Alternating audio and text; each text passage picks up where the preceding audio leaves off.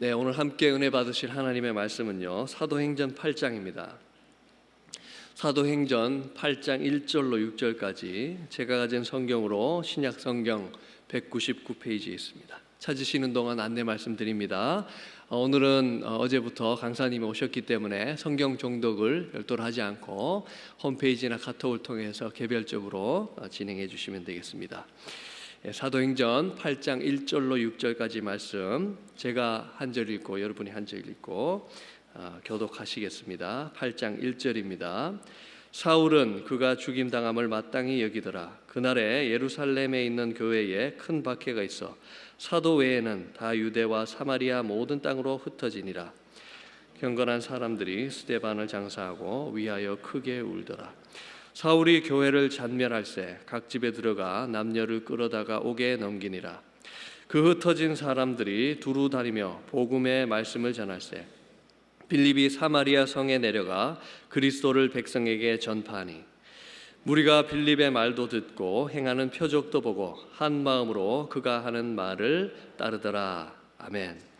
네, 어제부터 귀한 말씀을 전해주실 광사님은요, 뉴저지 초대교회 박찬섭 담임 목사님이십니다.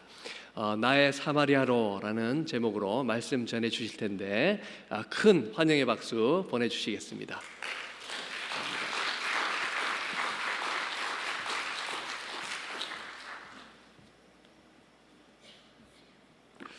네, 좋은 아침입니다. 여러분 안녕히 잘 주무셨습니까? 네, 저는 목요일 날 한 열흘 정도 아프리카 선교 일정을 마치고 목요일 날 들어와서 주섬주섬 좀 쉬고 짐 싸서 금요일 날 새벽같이 운전하고 내려와서 이제 어제 말씀 전하고 이제 어제야 저녁에야 우리 그 게스트하우스 선교관에서 아주 잘 잤습니다. 그래서 한 5시간 정도 잘 잤는데 아주 마음이 채워지고 아주 새 힘이 솟게 됩니다. 참 로뎀나무 같은 곳이다 이런 생각이 들더라고요. 좋은 선교관 또 게스트 하우스로 여러 오고 가는 나그네와 같은 자들을 품고 섬겨지는 귀한 교회가 참 감사하다 생각이 들었습니다. 여러분 열린문 장로교회는 이 이민교회 리딩 처치입니다. 여러분 아시다시피 수백 명의 목회자들이 와서 정말 열린문 교회가 하고자 하는 방향성과 그 여정을 배우고 또 각 교회로 적용하고 있습니다. 좋은 부모 만나는 것보다 좋은 목회자 만나는 게 어렵다 그런 말도 있습니다. 여러분 좋은 교회 하나님 보내주신 것에 감사하며 정말 이 시대에 쓰임받는 교회로 잘 세워지는 열린문 장로교회 되시기를 바랍니다. 이 새벽에 여러분과 좀 말씀을 나누고 싶은 것은 좀 선교 이야기를 좀 하고 싶어요. 한국 교회는 여전히 선교 강국입니다. 선교를 위해서라면 오늘도 기도하고 어제도 기도했는데 정말 자원과 이 에너지를 아까운지 모르고 쏟아붓는 것이 우리 민족 교회의 특별한 은혜라 하겠습니다. 어느 민족이 이처럼 선교에 열심히 있었을까 돌아볼 정도로 우리는 하나님 나라 확장, 이 복음이 땅끝까지 전해지는 데는 정말 아까워하지 않고 우리의 것을 기쁘게 드리는 교회입니다. 그래서 타겟 2020 이런 구호도 있었고 미전도 종족, 1040 윈도우, 이제 414 윈도우 이런 것도 만들었고 각종 신조어를 만들어 복음을 땅끝까지 전하고자 정신없이 교회가 달려왔던 한 시즌을 보냈습니다. 열심히 땅끝을 외치며 단기 선교를 파송하고 장기 선교를 지원하며 복음을 전하는 것, 그것이 우리 한국 교회가 받을 은혜라 하겠죠. 교회 선교 모델이 있어서 가장 교과서와 같은 말씀은 당연 사도행전이라 하겠습니다. 한국 교회는 사도행전 1장에서 28장까지 다 잘한 것 같습니다. 다. 심지어 28장이 모자라서 사도행전 액츠 29 막 이렇게 해가지고 막 28장을 뚫고 나가잖아요. 29장을 써내가자 이렇게 열심히 우리가 선교했습니다. 그런데 여러분 우리가 28장을 유심히 보면 절대로 그냥 지나칠 수도 없고 그냥 넘어가서도 안 되는 딱 한 장에서 한국교회가 덜커덕 걸리는 것을 발견할 수 있는데 그것이 바로 사도행전 8장 선교입니다. 8장. 오늘은 이 부분을 정말 이 시대의 리딩 철치로 부른 열린문 장로교회 성도님들과 나누고 싶은 것입니다. 먼저 PPT를 좀 보시면 이제 사도행전 1장 8절 전체를 이렇게 보니까 너무 좋네요. 사도행전 전체를 아우르는 말씀은 사도행전 1장 8절이죠. 오직 성령이 너희에게 임하시면 너희가 권능을 받고 예루살렘과 유대와 사마리아와 땅끝까지 이르러 내 증인이 되리라. 누가는 과학자였고 의사였습니다. 아주 구조를 가지고 사도행전을 기록하기 시작했어요. 이것을 지리적 관점으로 보면 밑에 표가 있는데 1장에서 7장은 예루살렘과 유대의 지역이었죠. 그 8장은 오늘 사마리아 선교를 얘기하는 겁니다. 그리고 9장부터 시작된 28장까지 땅끝 선교, 예루살렘, 유대, 사마리아, 땅끝까지 이 지리적 관점으로 사도행전은 구조가 잡혀져 있습니다. 너무나도 흥미로운 것은 땅끝 선교의 시작이 9장이죠. 9장의 내용은 사울의 회심, 사울은 이방인을 위한 사도였죠. 이방인에게 복음 전한 사도 바울이 회심하는 것이 9장. 10장은 베들로가 고넬료 환상을 통하여 이방인에게 복음을 전해야 되는 신학적인 기반이 만들어낸 것이 10장. 그리고 11장, 12장은 이방 선교의 기지가 되는 안디옥 교회의 개척. 그리고 13장은 최초로 선교사를 세워 바울과 바나바를 파송하는 장. 그리고 13장부터 28장까지 1장, 2장, 3차 전도여행, 그리고 4차에 이르기까지. 여러분, 이렇게 아주 체계적으로 기록되어 있는 것이 사도행전입니다. 지리적 관점으로 보면 그래요. 근데 밑에 보면 교회적 관점으로 보면 또 이렇게 됩니다. 1장부터 7장은 교회의 시작과 부흥입니다. 2장에서 성령이 임하기 시작하고 교회가 3,000명씩 막 세례받아 부흥하기 시작한 것이 7장까지의 역사이고, 9장부터는 교회의 확장입니다. 1장부터 7장 교회의 부흥, 9장부터 28장까지는 교회의 확장. 그러면 이 8장은 무엇일까요? 8장. 이 8장은 교회의 성숙이다라고 하는 것입니다. 교회의 성숙. 한국 교회가 엄청나게 부흥했어요. 엄청나게. 그리고 이 복음을 전하기 위해서 엄청나게 확장을 했습니다. 그런데 결코 넘어가서도 안 되고 관가해서도 안 되는 사도행전 8장의 선교와 교회의 부르심을 우리는 과연 잘하고 있는가? 여러분, 이것이 오늘 이 새벽에 여러분과 함께 마음을 좀 나눌 포인트가 되겠습니다. 교회의 성숙. 우리는 충분히 부흥과 확장 사이에 마땅히 있어야 할 교회의 성숙함을 이루고 있는가? 사도행전 8장의 선교 주체는 빌립입니다. 사도 빌립이 아니라 빌립 집사님이셨습니다. 사도행전 6장에 세워진 집사 7명 중에 한 명이었습니다. 스데반 집사의 활약만 있는 것이 아니라 빌립 집사의 불꽃 같은 활약이 사도행전에는 기록되어 있습니다. 8장에서 빌립 집사는 두 가지 지역에 복음을 전합니다. 한 곳은 사마리아였고 두 번째는 광야였죠. 이 배경은 여러분 알다시피 스데반의 순교로 촉발된 이 박해로 말미암아 예루살렘에 있던 모든 사람들이 흩어졌고 자연스럽게 흩어진 곳에서 복음을 전하기 시작했는데, 빌립은 이 복음을 들고 사마리아로 가서 복음을 전하게 된 것입니다. 빌립이 이제 복음을 들고 사마리아 땅을 향하는 그 걸음은 얼마나 담대하고 위대한 것인지 우리로서는 사실 가늠하기 쉽지 않습니다.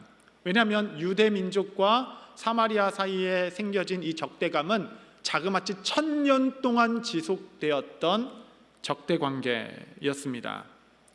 10세기에 나라가 분열되기 시작하면서 이 둘은 앙숙이 되었고, BC 722년 아수르에게 전멸당한 이후에 그 혼혈 정책으로 말미암아 그 민족이 혼혈 정책으로 이방인들과 피가 섞이게 되고, 그때부터 유대인들에게 그들은 부정한 자로 여기기 시작했습니다.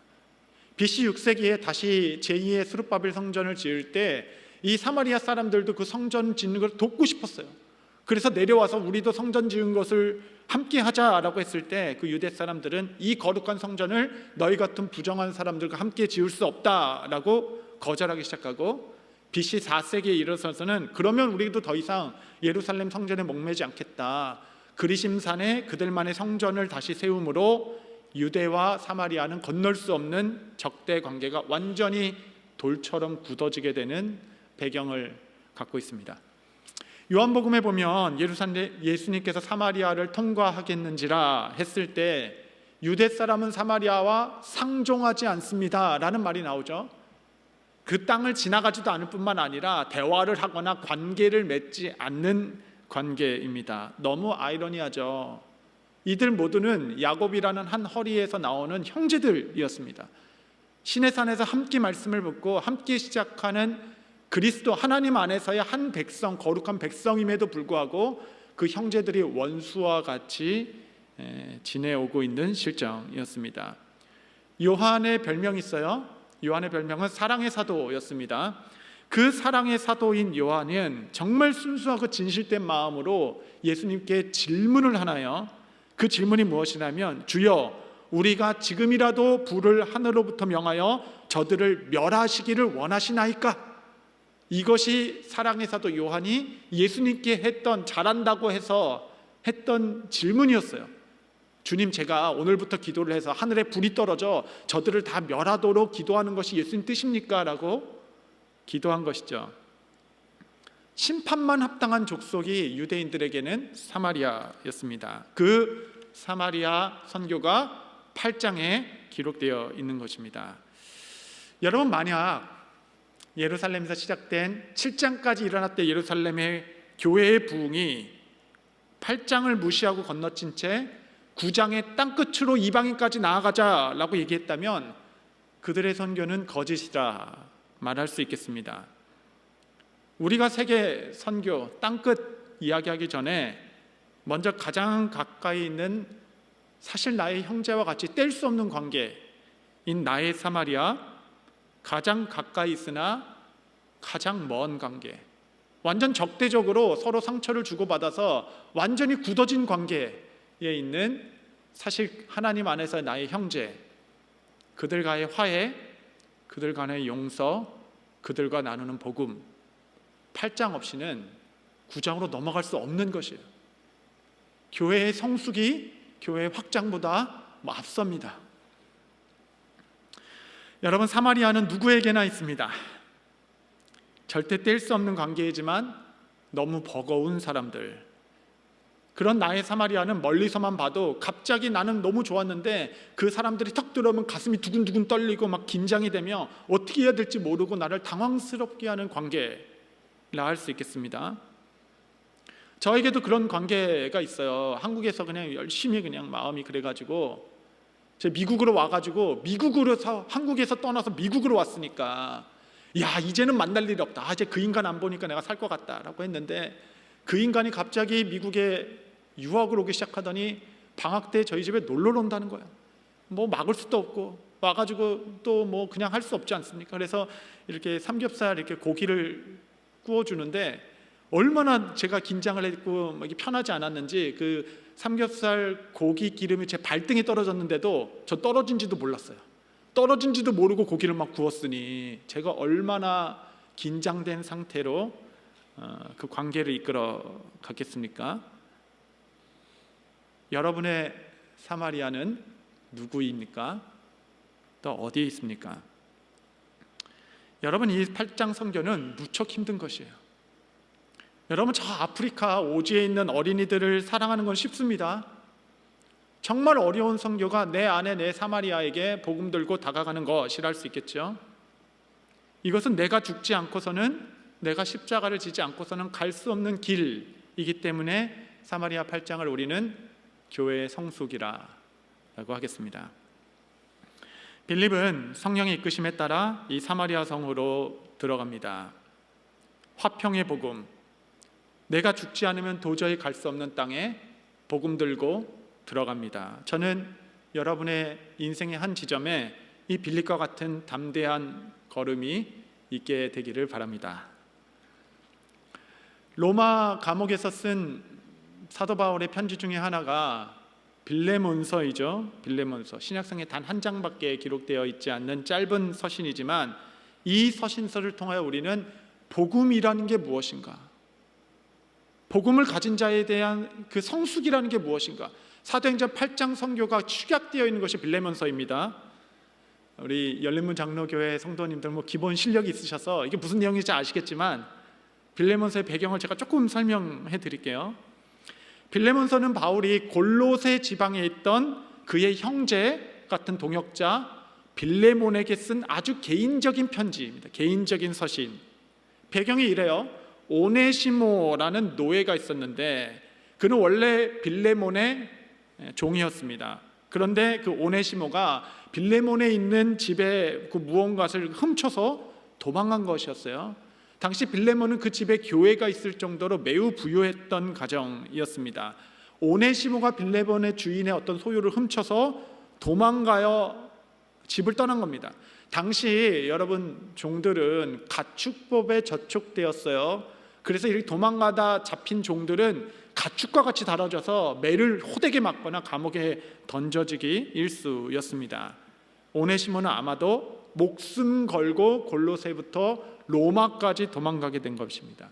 그런데 무슨 이유든지 우여곡절 끝에 로마의 감옥에 갇히게 되었는데, 그런데 세상에 이게 웬일인지 그 로마 감옥에서 사도 바울을 오네시모가 만나게 된 것입니다. 복음을 영접하게 되어 오네시모가 새 사람이 되었습니다. 그래서 그 바울은 오네시모를 뭐라 그러냐면 내가 옥중에 낳은 나의 영적 아들이다 라고 말할 정도로 오네시모는 새롭게 되었습니다. 바울은 그를 향하여 그는 이전에 무익한 자였으나 이제는 하나님 나라에서 유익한 자가 되었다라고 그를 설명하고 있죠. 당시 감옥에서 바울은 노인이었습니다. 1차, 2차, 3차 그 고된 전도여행을 몸으로 더 감당할 뿐만 아니라 벌써 3, 4년째 투옥되어 감옥 생활을 했던 자였습니다. 바울은 지금 육체적으로 매우 고단한 상태입니다. 그런데 이 오네시모가 옥바라지를 하면서 그 곁에서 사도 바울을 얼마나 잘 섬겨주는지, 그가 복양해주고 그가 돌봐주니 정말 몸이 회복되는 것 같았어요. 그래서 사도 바울은 그를 늘 내 곁에 두고 싶은 나의 신복이라 이렇게 말합니다. 그래서 신복이라는 것 헬라어 단어는 심장이란 뜻입니다. 그는 나의 심장과 같은 동역자입니다 라고 얘기합니다.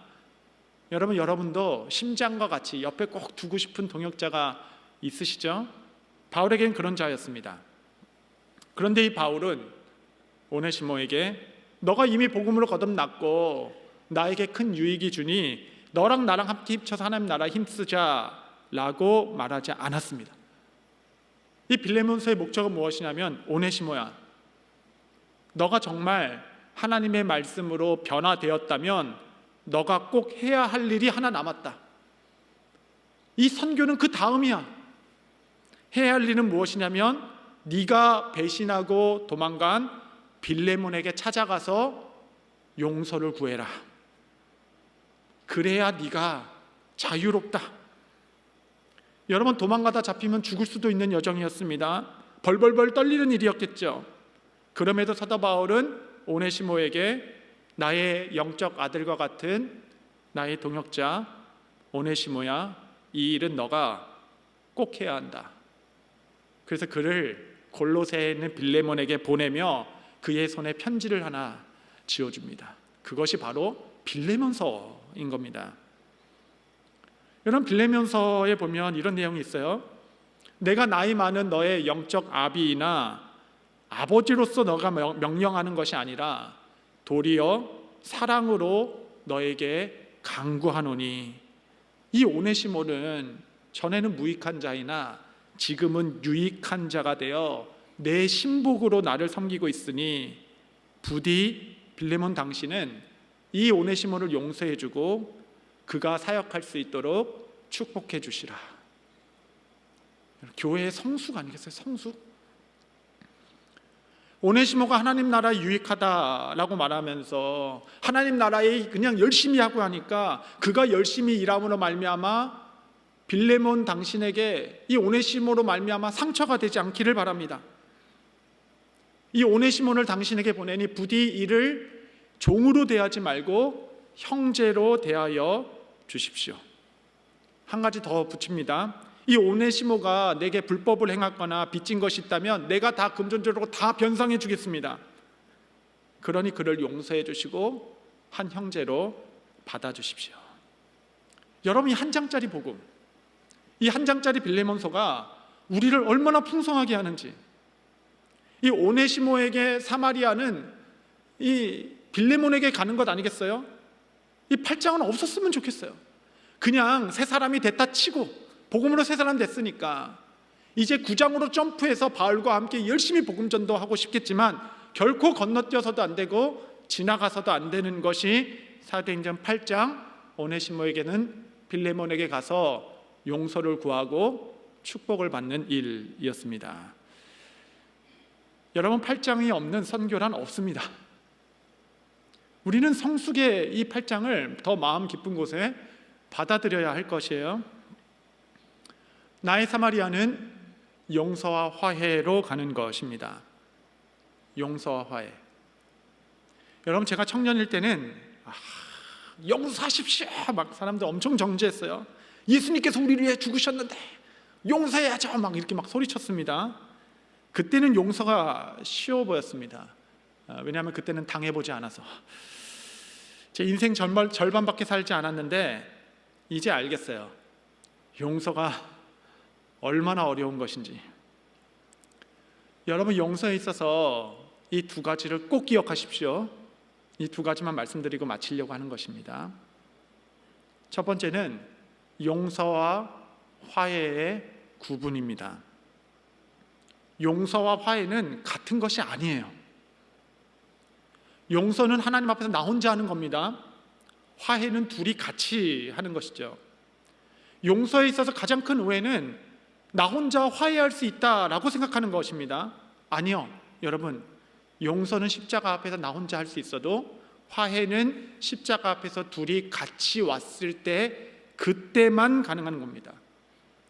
그래서 화해는 하나님의 때가 있는 것이에요. 여러분, 목회를 하면서 가장 안타까운 사실은 뭐냐면 본인이 가장 큰 상처를 받은 자임에도 불구하고 또 용서하고 그 사람한테 다가가서 그 사람은 준비가 안 돼서 또 내가 상처를 받는 거예요. 또 상처받아 주 앞에 나아가 또 용서하지도 못하고 화해도 못하는 자기 자신을 또 탓하기 시작합니다. 또 다른 용서도 못하는 사람, 이런 정죄감이 그 영혼을 눌러서 영혼은 더 깊은 상처를 가지게 됩니다. 여러분, 이제 더 이상 그만 스스로를 정죄하십시오. 용서와 화해는 다른 것입니다. 화해는 그리스도 앞에 둘이 함께 나올 때에 가능한 것이에요. 그래서 화해는 때가 있는 것입니다.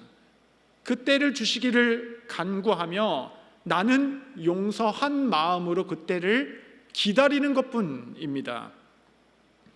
요셉의 이야기가 화해로 끝나잖아요. 그게 복음입니다. 용서와 화해가 창세기의 주제이죠. 요셉은 마지막에 형제들을 만났을 때 이미 그는 일찍이 형제들을 용서했어요. 그렇죠? 이미 용서하고 있었습니다. 그럼에도 불구하고 주님께서 7년간의 흉년과 풍년의 시간을 주시며 때를 만들기 시작했고 마침내 우여곡절 끝에 형제들이 앞에 딱 섰을 때 이미 용서했잖아요. 그러면 옷 벗어 젖기고 형 접니다 하고 그냥 화해하면 됐겠잖아요. 그런데 요셉은 그러지 않았습니다. 막 엉뚱한 일을 벌이기 시작해요. 베냐민을 가두고 금잔을 넣고 보내고 받고 이 긴 여정을 지속하게 합니다. 요셉이 확인하고 싶은 것이 있었어요. 그것은 형제들과 화해할 때가 되었는가? 여러분, 그것을 아는 것이 지혜입니다. 확인하고 싶었어요. 나는 이미 용서했지만 형제들도 화해할 마음이 준비되어 있는가? 이 모든 테스트를 통하여 그게 화해의 준비가 되었다라고 생각되었을 때 그는 자기 자신을 밝히고 서로 끌어안고 용서하며 아름다운 화해가 이루어졌습니다. 지금도 하나님께서는 여러분의 삶에 그 화해를 준비하고 계세요. 아무도 모르겠지만 주님께서는 때론 풍년을 때론 흉년을 여러 성도들의 이동을 통하여 정말 내 마음에 그 응어리지었던 그 화해의 때를 준비하고 있습니다. 그때는 하나님께 맡기시고 오늘 나는 준비된 마음으로 주께서 부르실 때 아멘 할 수 있도록 용서한 마음으로 그때를 준비하는 것, 이것이 첫 번째입니다. 용서에 대한 두 번째 오해는 그 용서는 그 상대방을 위한 것이라는 생각입니다. 여러분, 전혀 그렇지 않아요. 용서라는 것은 너무나도 아이러니하게 그의 영혼을 상하게 하는 것이 아니라, 용서하지 않는 마음은 그의 영혼을 상하게 하는 것이 아니라 나 자신을 해하게 합니다. 이게 아이러니예요. 그 사람을 생각할 때마다 분노와 상처와 아픔이 쌓이는 곳은 그 사람의 영혼이 아니라 내 영혼에 쌓이게 됩니다. 내 삶이 망가지게 돼요. 이는 마치 독극물을 내가 꿀떡떡 먹으면서 저 사람이 죽기를 바라는 것과 동일한 이치라 하겠습니다. 용서라는 것은 그 사람을 마음의 감옥에는 가둬버리는 것과 같은데, 이상하게 그 감옥에는 나도 그와 함께 갇히게 됩니다. 여러분, 그 인간이 여러분에게 상처 준 거는 한 번으로 족합니다. 더 이상 그 사람이 여러분에게 계속 거듭해서 상처를 주도록 허용하지 마십시오. 우리가 용서하지 않을 때는 은근히 기대하고 있는 것이 있는 것입니다. 두 가지일 것이에요. 하나는 그 인간이 아주 쫄딱 망하던가, 아니면 내 앞에 무릎 꿇고 싹싹싹 빌어가지고 그냥 못 이긴 채 용서해 주는 것과, 참 희한하죠. 그 사람이 잘 되면 이상하게 내 마음이 좌절됩니다. 그 사람이 안 되면 이상한 위로를 얻어요. 여러분, 그 말의 뜻은 여전히 그 사람의 인생이 내 삶을 좌지우지하도록 여러분들이 허용해 주는 것과 같습니다. 여러분의 그 귀중한 삶을 그 사람이 좌지우지하도록 허락하지 마십시오. 그 사람이 여러분의 삶을 여전히 지배하도록 허용하는 것은 주님께서 원하시는 삶이 아닙니다. 주님께서만 여러분의 삶과 마음의 주인 되도록 허락하시기 바랍니다. 여러분, 복수는 내가 해야 시원하죠? 여러분, 근데 그 사람에게 여러분이 당한 것처럼 똑같이 복수하려면 그 사람과 똑같은 괴물이 되어야 합니다. 그렇지 않고서는 내가 받은 만큼 돌려줄 수 없습니다. 그래야 원수를 갚을 수 있어요. 내 삶을 똑같이 파괴해야 합니다. 그래서 복수란 결국은 나를 망가뜨리는 행위입니다. 주님이 그것을 원하지 않는 것이에요. 그 사람을 사랑하는 것이 아니라 여러분의 영혼을 사랑하시는 겁니다. 그래서 두 손 못 박힌 손을 오늘도 보여주시며 너가 용서해라 라고 말씀하시는 것 아니겠어요? 여러분, 용서란 심판하지 않는 것이 아닙니다. 이건 뭐 또 다른 오해예요. 여러분, 제가 이 용서 전문가입니다. 제가 용서는 심판하지 않는 것이 아니라, 용서의 의미는 뭐냐면 내가 심판자가 되지 않기로 결정하는 것입니다. 그 사람을 하나님의 공의로운 판단에 맡기는 것, 맡겨버리는 것. 로마서 12장 18절 19절 한번 다 같이 한번 읽도록 하겠습니다. 시작. 할 수 있거든 너희로서는 모든 사람과 더불어 화목하라. 내 사랑하는 자들아, 너희가 친히 원수를 갚지 말고 하나님의 진노하심에 맡기라. 기록되었을 때 원수 갚는 것이 내게 있으니 내가 갚으리라고 주께서 말씀하시느니라. 할렐루야. 주께서는 너희는 할 수 있거든 모든 사람과 화목해라. 그 근거는 뭐냐면 원수는 친히 내가 갚는다. 나의 시간에 가장 공의로운 방법으로 내가 모든 심판의 권한은 내게 있으니 그 심판은 모든 것은 내게 맡기고 너는 할 수 있거든 모든 사람과 화평해라. 여러분, 이것이 복음의 본질입니다. 그 사람은 나의 감옥에 가둬놓는 것이 아니에요. 전적으로 공의로우시고 정말 실수가 없으신 하나님의 심판에 맡기는 것, 나의 원한을 하나님의 손에 맡기는 것이에요. 복수는 결국 두 개의 무덤을 파는 겁니다. 하나는 그 사람을 묻는 것이고 다른 무덤은 내가 묻힐 자리가 되는 것입니다. 하나님의 심판이 이 땅 가운데 펼쳐지기 시작할 때 그 누구도 공평하지 않다, 불평할 수 없을 것입니다. 여러분이 심판하는 것보다 하나님이 하는 게 훨씬 나아요. 훨씬 더 낫습니다. 원수 갚는 것은 여러분에게 있는 것이 아닙니다. 오늘 여러분의 그 용서의 감옥을 무너뜨려 그 사람을 자유케 하나님께 맡기고 우리는 참된 자유를 누리는 것, 이것이 바로 복음이라 하겠습니다. 용서하지 못하는 마음이 마음속에 굳어지면 점점 나는 딱딱한 사람이 됩니다. 마음이 돌처럼 굳은 사람이 돼요. 상처가 겹겹이 쌓이기 시작하면 가슴이 돌처럼 딱딱해져서 이제는 아무것도 느끼지 못하는 상태가 됩니다. 감동도 없고 기쁨도 없고 웃음도 잊어버린 지 오래입니다. 눈물도 메말라져요. 무감정의 딱딱한 마음의 상태가 됩니다. 이 굳어진 가슴을 갖고 생각하면 이 세상의 아름다움을 그냥 장님처럼 살아가는 것과 같습니다. 여러분의 하루하루가 얼마나 소중한데, 여러분의 그 1년 1년, 그 한 달, 하루, 시간, 순간이 얼마나 아름다운데, 여러분 아무것도 느끼지 못하는 냉랭한 가슴으로 아이들은 다 이미 훌쩍 자라버렸고 세월은 다 흘러가는 것입니다. 에스겔서 11장 19절 한번 다 같이 다시 한번 읽도록 하겠습니다. 시작. 내가 그들에게 한 마음을 주고 그 속에 새 영을 주며 그 몸에서 돌 같은 마음을 제거하고 살처럼 부드러운 마음을 주어. 이 은혜가 이 복된 새벽에 나오신 여러분의 삶에 있게 되기를 바랍니다. 돌같이 딱딱한 마음 다 제거하시고 부드러운 살처럼 부드러운 마음을 주어 주님께서 주신 은혜를 증언하며 살아가는 삶. 여러분 아무도 여러분에게 용서하라 말할 수 없습니다. 목사인 저도 마찬가지예요. 어떻게 제가 여러분께 용서하라고 말씀드립니까? 목사님이 당해보셨어요? 목사님이 제 입장 돼보셨어요? 내가 지내온 세월을 목사님이 어떻게 안다고 용서하라고 말할 수 있겠습니까? 여러분 그 누구도 여러분에게 용서하라고 말할 수 없어요. 그럴 권리 있는 사람이 누가 있겠습니까?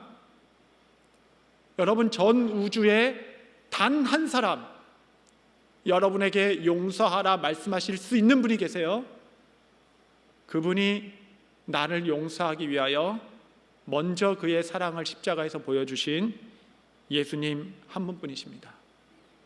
그분은 너의 1만 달란트를 내가 탕감했으니 그 100데나리온이나 되는 그 빚이라도 너는 탕감해 주어라.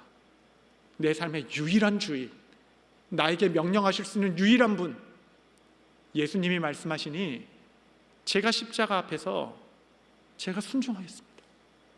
여러분 그 이유는 단 하나예요. 예수님 때문에. 예수님께서 먼저 나를 사랑하셨으니 나도 순종하는 마음으로 십자가 앞에서 그 십자가의 사랑, 나의 사마리아 선교를 제가 하나님 앞에서 이루어 가겠습니다. 우리는 하나님 앞에서 용서받은 자가 아닙니다. 여러분 용서받은 게 아니에요. 우리는 용납받은 자입니다. 용서는 무엇이냐면 숫자를 자꾸 세는 거예요. 내가 한 번 용서해줬다, 내가 2번 용서해줬어, 내가 3번까지 용서해줬어. 와, 내가 이 일을 너를 7번까지 용서했는데 너는 그다지냐 라고 얘기합니다. 제자들은 예수님께 나가서 도대체 몇 번이나 용서해줘야 됩니까? 숫자를 자꾸 세죠. 여러분 용서는 숫자를 세는 것이에요. 용납은 숫자를 세지 않는 것입니다. 있는 모습 그대로 그냥 받아주는 거예요. 너 있는 모습 그대로 너가 고치고 오면 받아주는 게 아니라, 그래 너 피투성이 있는 그 모습 그대로, 그 모난 고슴도치와 같은 마음, 그 다룸받지 못한 그 상처 있는 모습 그대로 내가 그냥 너를 용납해 주겠다. 용납해 주면 더 이상 용서의 숫자를 세지 않습니다.